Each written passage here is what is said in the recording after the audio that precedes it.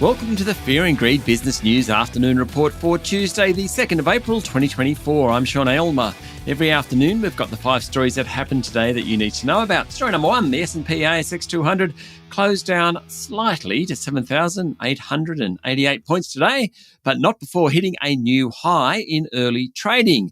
The benchmark hit a record 7,910.7 points in the opening hour of trading this morning. Broadly, oil and mining stocks did best, while telcos, healthcare and property companies tended to underperform. BHP was a strong performer, up nearly 2%, while Santos rose 1%. The banks were mixed, while Fortescue Metals Group, Wesfarmers and Goodman Group all dropped by more than 1%.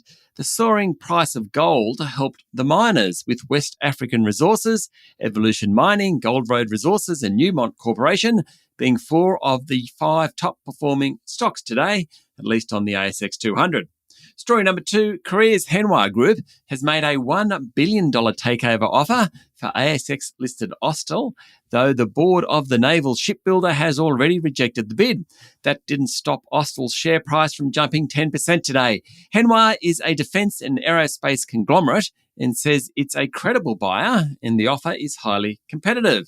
But Austal's board says it isn't satisfied that the bid would secure the necessary approvals from defence agencies in Australia and in the US. Now, Austal designs and builds defence vessels for the Australian and US navies, and some of those contracts include a commitment to ensuring continuous naval shipbuilding in Australia. Hanwha says the takeover would improve Australia's alliances and support national security. Story number 3, plenty of other corporate news around the place today. Orora's share price tumbled 14% after it said earnings from its French bottle manufacturer Saverglass will be lower than expected this year, and also it expects softer growth in its core packaging business.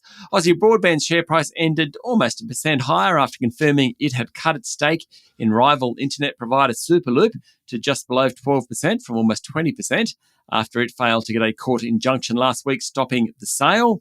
Paladin Energy jumped 5% after producing its first load of uranium from its mine in Namibia, and biopharmaceutical company Mesoblast jumped another 70% today as investor excitement surrounding its pending US food and drug submission continues to build. Now, last week, the US FDA deemed recent trial data good enough to allow the company to resubmit a previously rejected license.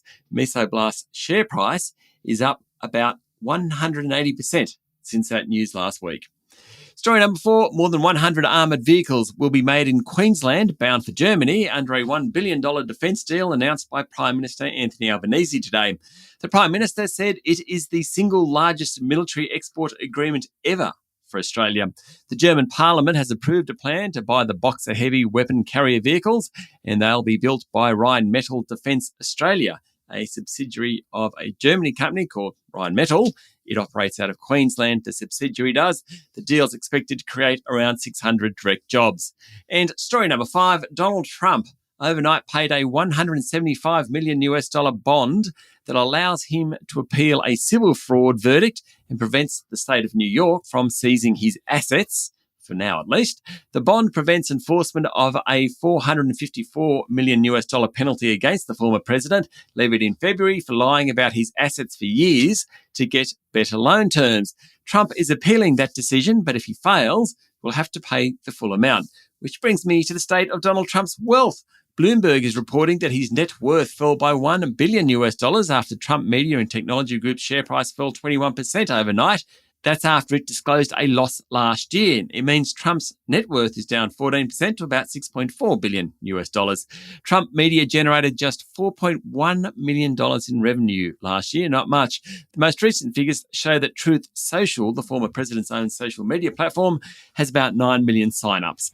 That's it for the afternoon report for Tuesday, the 2nd of April, 2024. Don't forget to hit follow on the podcast and find Fear and Greed on LinkedIn, Instagram, X, TikTok and Facebook. Join Michael Thompson and I tomorrow morning for the Fast 5 by Fear and Greed. The top 5 business stories you need to know in just 5 minutes. I'm Sean Aylmer. Enjoy your evening.